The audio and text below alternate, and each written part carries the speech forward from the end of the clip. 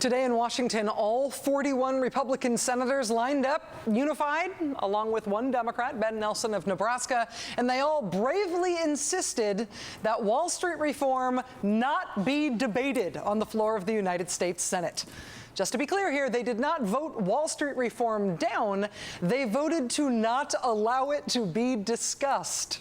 Republicans are filibustering. They are insisting that it not even be talked about on the Senate floor, which is not to say the negotiations on this are over. Republicans say they do want to keep talking. They just don't want to do it in the Senate, you know, where people can see. Today's vote to not allow debate on the Senate floor really just means that Republicans want the political negotiations on Wall Street reform to happen away from the C-SPAN cameras, in private, off the Senate floor. This was not a vote on the merits of the bill. This was, hey, do you guys want to start talking about Wall Street reform? And the resounding reply from all 41 Republicans plus Ben Nelson was no. We do not want to start debating this. Whatever you hear in terms of Beltway common wisdom about this, believe me, it is not normal for things to take more than 50 votes to pass the Senate. Republicans aren't just voting no. They are using a procedural tool to keep a vote from even happening. Democrats have a majority on this. Republicans just won't let them take a majority vote. Ever since they lost control of Congress in the '06 midterm elections, Republicans have become a finely tuned filibuster machine.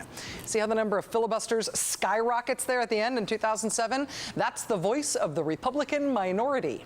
Just since President Obama took office, Republicans have filibustered the stimulus, the tobacco regulation, extending unemployment benefits, health reform, of course.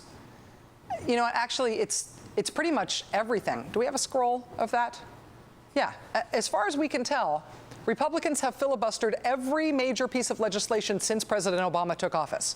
The only major actions we've been able to come up with that weren't filibustered were the nominations of the president's cabinet secretaries and the nomination of Supreme Court Justice Sonia Sotomayor. And that's because cabinet secretaries and Supreme Court nominees rarely, if ever, get filibustered. But never say never. Another Supreme Court nomination coming up this summer. But procedurally, this is the reality in the Senate. Republicans are filibustering everything. They are using Senate rules to block majority votes on almost every single nominee and on every significant piece of legislation, now including Wall Street reform. Even though that doesn't get talked about anymore, don't lose sight of it. Everybody keeps acting as though this is normal. It is not. This is not normal. The constant, ever-present, always-on filibuster has never happened before in the history of our country.